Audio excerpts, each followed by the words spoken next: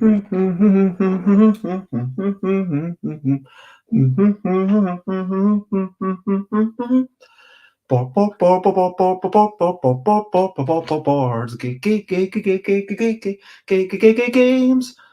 games, board games. I might be talking about board games and playtesting, but I'm not gonna shout.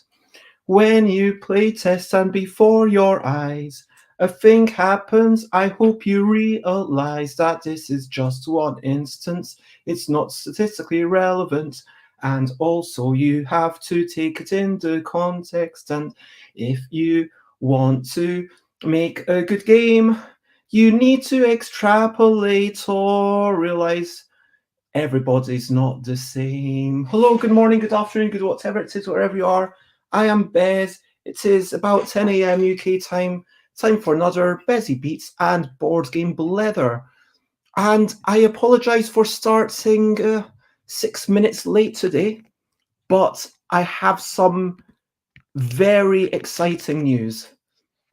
The main topic today, firstly, is all about playtesting feedback observation. It's not 100% conclusive, but let me get stuck into the recent highlights and tell you about my exciting news. Recent highlights, living life and seeing the sights. Recent highlights, playing games and other delights. Recent highlights. So about 20 minutes ago, someone rang on my doorbell and I gathered 120 kilos. I mean, the person doing the delivery said it was 200 kilos, but I mean, all the boxes say 24 on them, and there's 5 boxes, so 120, right? Anyway, so I gathered them up, and I finally have the first boxes that I've printed in a long time. I am going to have a feel of them. Maybe let's put them into some sort of order. Let's do that. No, that's not the best order. Let's do this order. So these are the boxes that I got.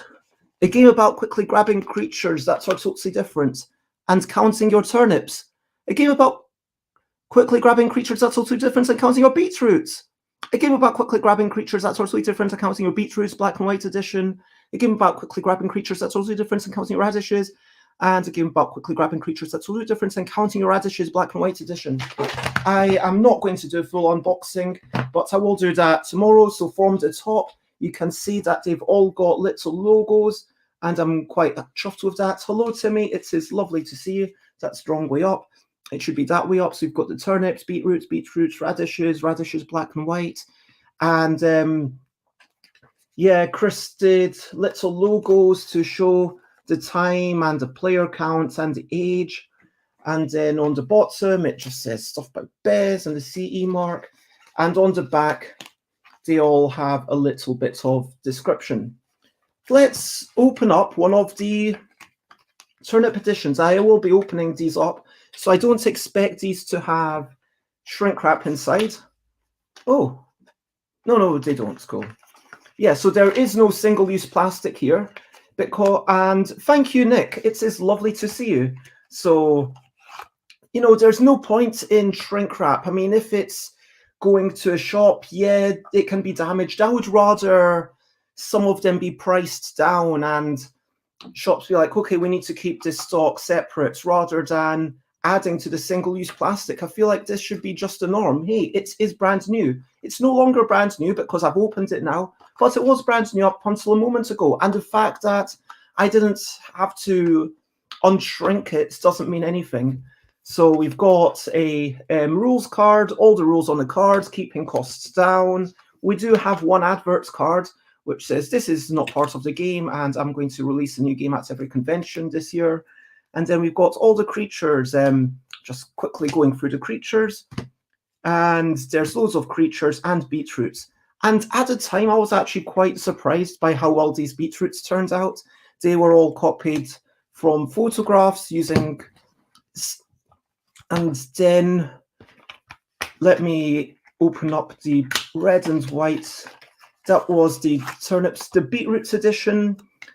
I made it so that the creatures would be in lines because I realized that some people want totally different decks, and the usefulness of printing really small numbers is that I can have 100 of this and 100 of that. So rather than coloring them in and then scanning them, what I did is I drew the pictures and then I got them scanned. So you can see here the original line drawings, and then added all the red shading and then scanned them. And it's a similar thing for the radishes, because the point of these games is if you want to play with more than 2 or 3 people, you need 2 decks. And let's start with the line drawings of the radishes. I'm quite excited about this. So radishes, this is the first time I've ever seen this. I don't know when I'm actually going to get a chance to play it, probably Wednesday. So with a game about quickly grabbing creatures that are totally different than counting your radishes, hey, this is pretty normal, but straight away they're dancing around and are using these extra things, and it's a bit more complex, like sitting down. It's easy to say, hopefully, hey, this has got 2 legs and we're looking up, but it's just something to distract you for a moment. And this is not a creature. This is a stuffed toy of a creature. So it's a drawing of a stuffed toy of a creature. And then it's a drawing of a creature. So this is a radish card. And that's the way that those go. And finally, we've got these. And I'm really excited about now being able to do tuck boxes.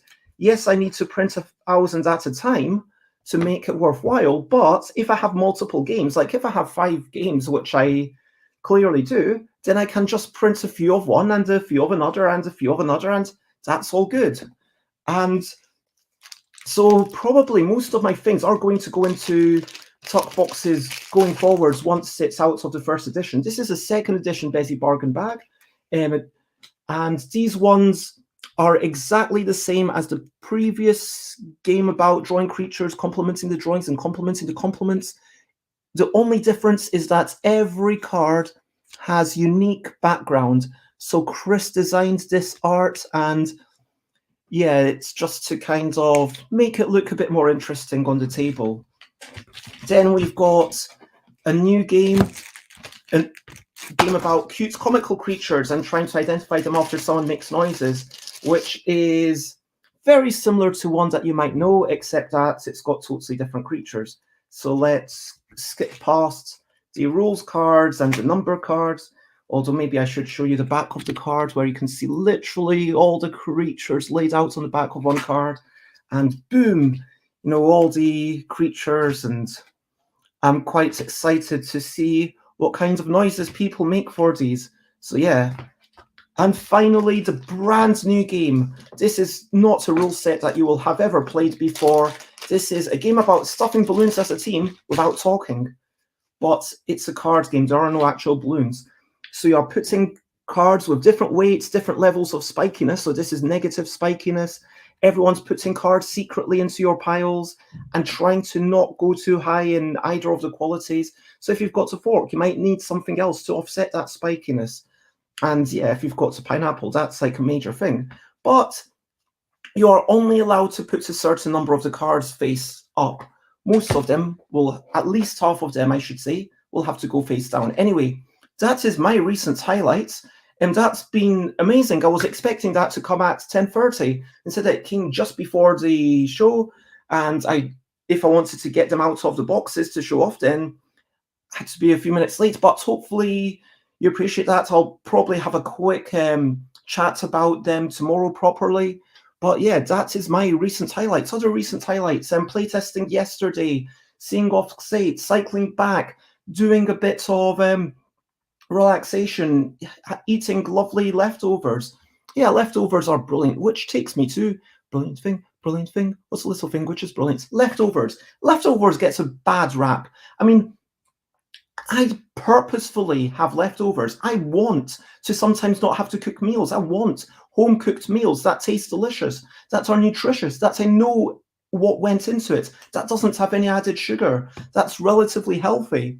And even if I freeze it and then later unfreeze it somehow, I mean, I need to get to microwave, but, you know, it's still a brilliant thing that today I can eat all day this delicious beetroot, rice, pepper, chicken mixture that I don't have to cook. So leftovers, yeah, they get a bad rap, but leftovers are brilliant. Now, at this point, let me move on to my main topic. Feel free to comment, ask questions, from, like, follow. And this topic was inspired by someone that I'm not going to name, who ages ago said, "Hey, this is a card in my game. What do you think of this graphic design?" To which I responded, this card, it lets you search through your entire deck. It lets you look through the entire deck and take a card of your choice. I'm worried that this is going to slow the game down. It doesn't matter what I think of the graphic design so much, but I just want to let you know that I'm mildly concerned about it. To which the response was, well, when we play it, there's always been at least one experienced player at the table and it's never been an issue. Well, that kind of tells you why it's never been an issue, right? If there's always one experienced player at the table and they're able to give guidance, if they're able to say, hey, this, I mean, people will be playing your game for the first time. You've got to imagine that. That's the point. When you playtest something, just because it's not been an issue for you does not mean that it's not an issue in the game. You've got to be able to imagine people playing in different scenarios. You've got to imagine people playing, opening the box and be like, well, now I've got to look through the entire deck and read through every card and make sure I understand it and work out which of these cards is going to offer me the best strategic advantage at this point. That will take a long time. That's not something that you want to put in a lightweight game. And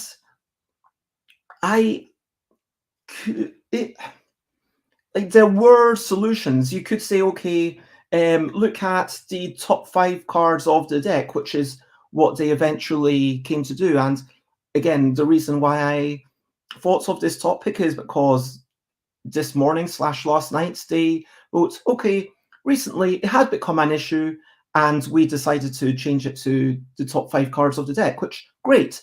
That's a fix to limit the scope and it's still a powerful card. You get to replace this card with your choice of cards from the top 5. That's really powerful. But again, context is everything.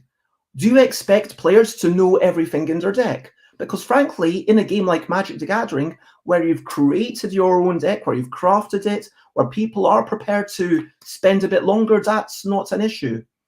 And in a game which is a party game, look, Jungle Speed. I adore Jungle Speed. There are small things that could happen, like, okay, what happens if 2 people grab the totem at the same time? They've got to roll for that, the person with the finger at the top. But then we say, okay, what if I flip my card matches the card of the person to my left, I grab the totem, but in the moment of me grabbing the totem, that person has flipped over their card and it's no longer visible as a match. Is that still allowed? And we decided that it was, and this only happened after 100 games. And in the end, for my tournament, because I ran possibly the only ever official world championship of Jungle Speed, I made a rule that for the tournament setting, if there was a match when you flipped your card, or if there, then you are allowed to grab the totem anytime before you next flip a card. So in theory, that meant that the person to your left could flip a card and then it could go all the way around and then you grab it, but it felt a lot more intuitive to be permissive, right? And again, that never came up, despite the fact that we played, I don't know how many, like 20 games in that one day. Now, these kind of edge rules, do you need them? Well, in Magic the Gathering, yes, absolutely, because context is everything. You need to think about the real-world scenarios in which your game will be played, not just, oh, this is something that could happen. Oh, maybe in this game, people are just going to give all their points to the person in last place. Well, is that an issue? If it's a party game and people are unlikely to do that, maybe don't design around the 1% of people who aren't going to enjoy your game anyway. Design around the people who are your target audience. And that's the key thing. Now, let me quickly take a step back and explain why whatever you experience while you're playtesting might not be actually relevant. So, firstly, people might be experienced in the game. People might be able to play faster. People might know the cards. You need to understand that people will have more trouble than them. A certain type of taste, maybe that person really likes this aspect, maybe that person really likes this aspect, but is that reflective of the general sense of humanity? Are people in general going to enjoy this or dislike this, or is it that just that bunch of people that you've playtested with? And then the group dynamic, is this a game that will generally be fun, or is it only fun if you are playing yourself? Because when you play in all your own playtests, you can really change the atmosphere around the table. You can really make it so that, I mean, I like to think I'm a fun person, so I like to think that, yes, when I'm playing a game about wee whimsical creatures and trying to identify them after some makes noises, or indeed the new one, a game about cute comical creatures and trying to identify them after some makes noises, I set the tone by making like I set the tone by doing some noise. Like, and then people enjoy it. It gets them into the spirit of the game. If there's no one at the table to get them into the spirit of the game, will it still do well? Will it still be a game that people enjoy? And that's a separate question. Now, at a convention, I'm not going to test that. That's not the primary reason why I'm there. The primary reason I'm there is not to say, is this a good enough game, without me playing it. The primary reason is to say, hey, this is the fun that you could have with this game. If you are enjoying this, if you're likely to be able to facilitate this fun to other people, then buy it. And hey, it's only a £5, so if it doesn't work for you, then it doesn't really matter. Hopefully a £5 isn't a big deal for you. The boxes, by the way, are £9, just to let you know. Anyway, getting back to the point, if I was playing in a playtest, if I was to play in every single game of whatever thing I made being played, that's going to unfairly bias it towards a person who's presumably having fun, a person who has a big vested interest in others enjoying it, a person who's going to tell other people how to play and guide them when things go wrong. And that's why you need, yes, your unguided playtests, but not just unguided playtests where you're not there, but unguided playtests with lots and lots and lots of other people. I mean, the original Inner Bind, now known as Yogi, I tested that with people in Parliament Square, in the pub, in Trafalgar Square. Like, I went up to strangers, and not everyone has the ability to go do that, to approach people, but I would encourage you, if your game is meant to be a mass market thing that should be playable by people on the street, then go and try to play it with people on the street.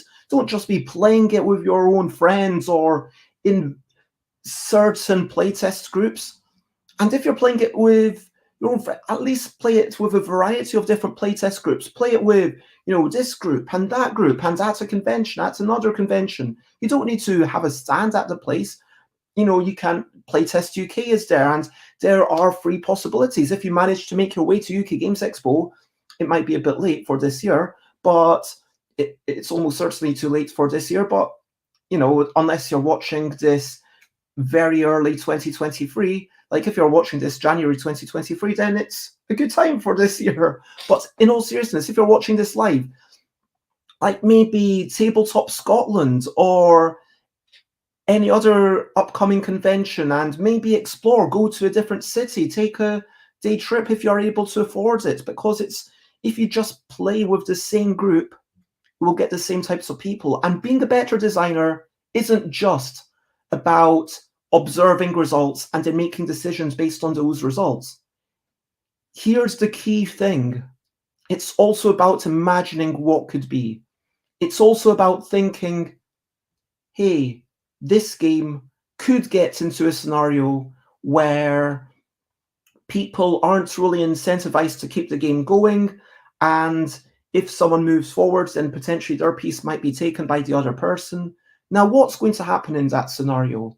Is the game going to come to a conclusion, or are people going to be in a deadlock? And if people are in deadlock, what forces the game to end? And if this does happen, how likely is it to happen? What's the percentage chance of it happening? You should try and work out these answers for yourself. Think to yourself, is this game something that needs to hold up to tournament play?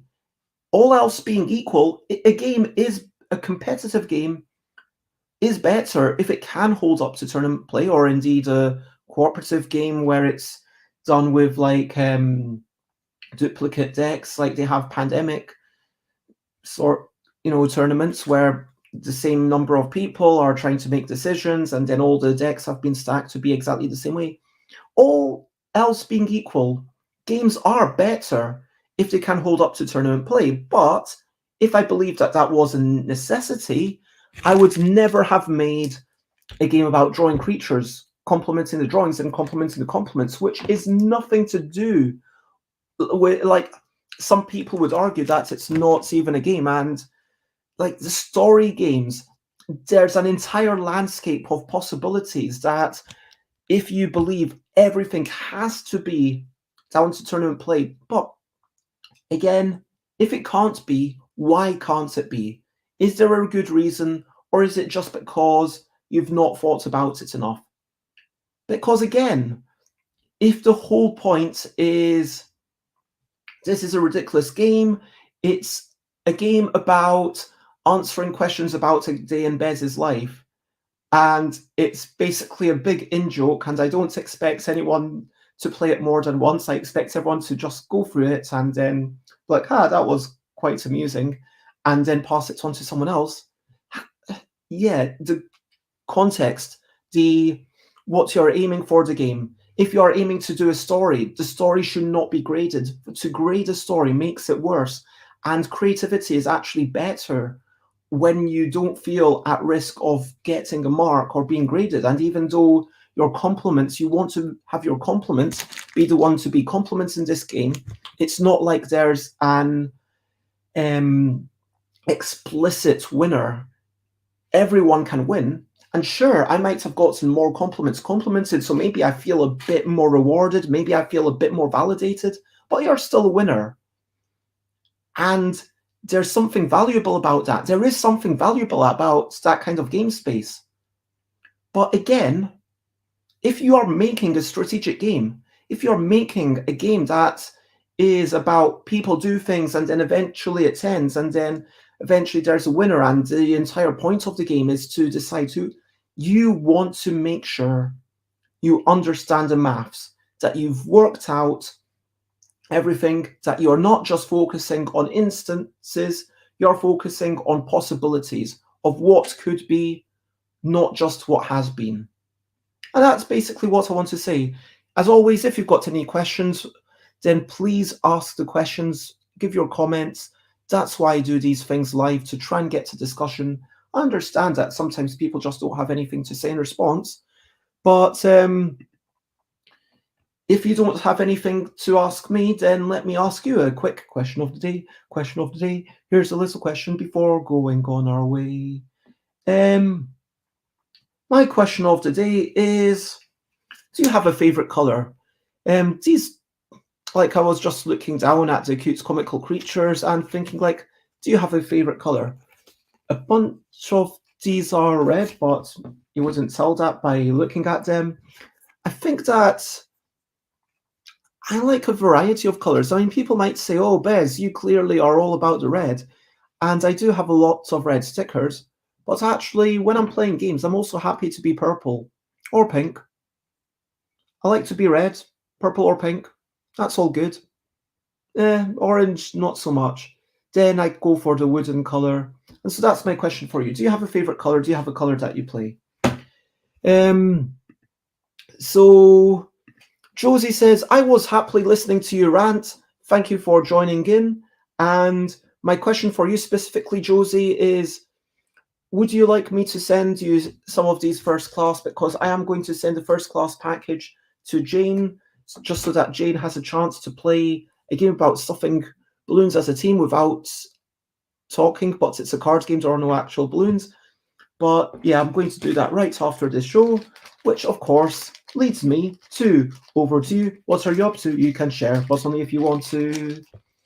And in response to my question, Nick Shaw says, I play green whenever possible. I like purple too.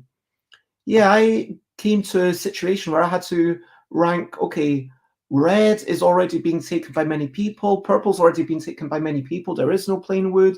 Okay, now I have to go for a fourth choice. Okay, I guess I'll be green as my fourth choice. So like, yeah, after red, purple, pink, kind of wooden color and unpainted wood, then it's that.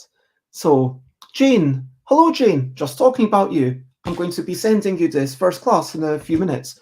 Purple, my Instagram is Jane Plays Purple. And Josie says pink, red, or orange. So yes, over to you. What are you up to? You can share button if you want to. I am going to be writing a large letter to Jane, and I'll put that in it. I don't know what else to put in it. I guess I might as well put. I'm tempted to just put this in it because, yeah, everything else. Like, I could give you noises. I could give you like one of the boxes, but then the box might make it too big. I need to see if it actually goes through the slots. Although that would be a useful experiment.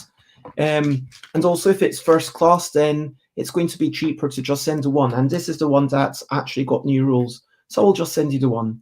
And then after that, I will be trying to write out rotas for all the people. I'll be trying to message all the press and shop people. I will be trying to make sure I do a wee bit of exercise and also take some time to, yeah, just chill out as well. Nick Shaw is doing lots of playtesting today as it happens.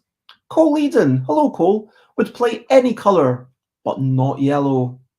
Oh my gosh, that's harsh on yellow. Good morning, Ian. Josie says, I only started playing pink as a friend bought me a pink Catan set for my birthday, and pink has now stock. That makes sense, yeah. Speaking of which, have people seen Nikita Attican games at UK Games Expo next week? You can buy these board game survival kits, and it's like, hey, you've got a bunch of pieces in your color, and I think you get little pawns and dice and meeples, and it's all in one specific color. So if you like to play pink, but you don't normally get pink, you can buy one of these. Ian's black or purple. Josie is rescuing 2 more chickens, so needs to go and sort their coop. Oh wow, where do are these chickens that a farm would basically kill? Is that what's going on with them? And then you put them into that. Jean says, I definitely need that kitten purple. And Kelly is painting doors and writing poetry today. That sounds delightful. And speaking of which, I haven't quite finished this poem, but let me read you out a poem that I am going to be sending to people. I am Bez and I've got stuff. Would you like to have a laugh? Most of my stuff is just not tough. But if you play Yogi, you'll huff and puff. Yogi Guru, that's not new. But if you've not played it, definitely and do. If you'd rather roll, draw, think, then what you want is dice and ink.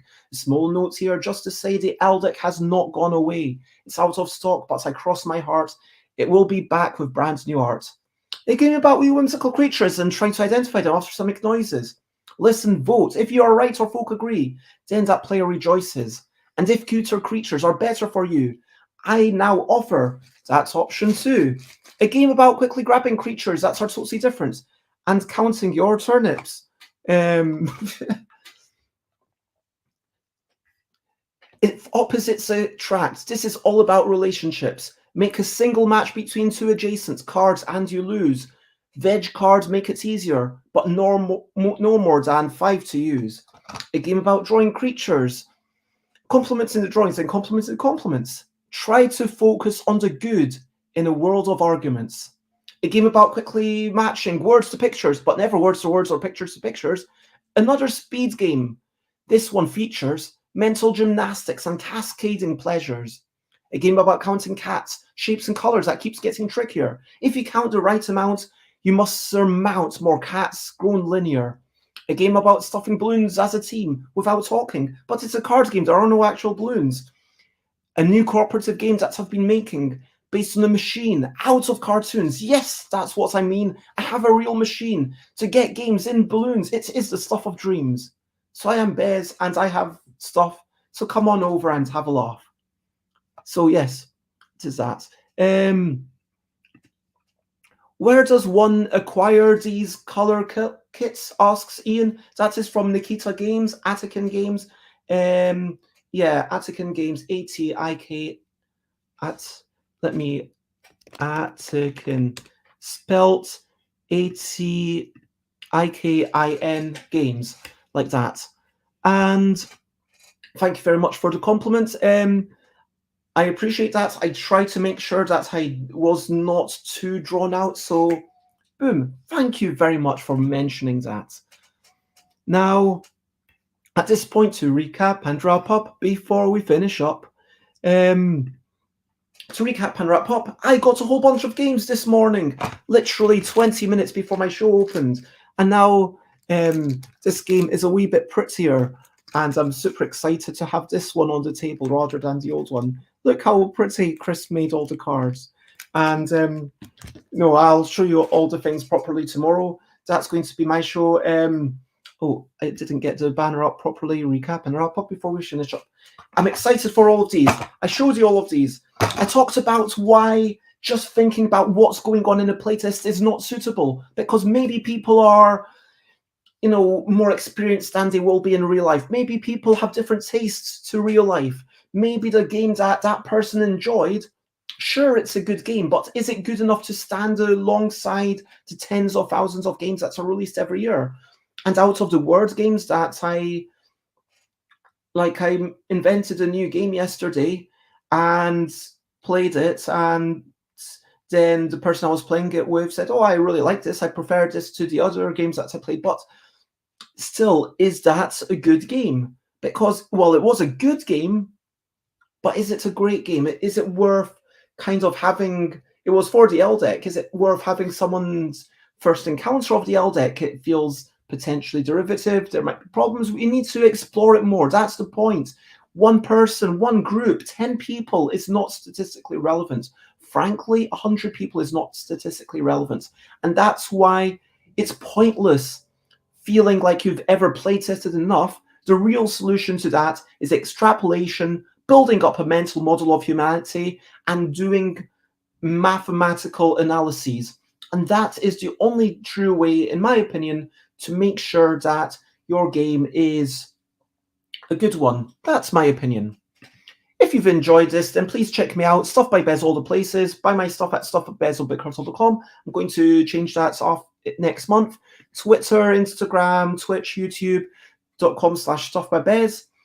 I stream every day at 10 a.m. UK time. Stuffbybez.com/Discord if you want to go there. Stuffbybez.com/stream. So tomorrow I'll be showing off a bunch of my stuff. Monday we'll have Kelly Eckley, moderator of BigTalk, and Tuesday I will have Alan Paul, I want to say, and then Wednesday, so for the better part of a week, it will just be me streaming from on location at UK Games Expo.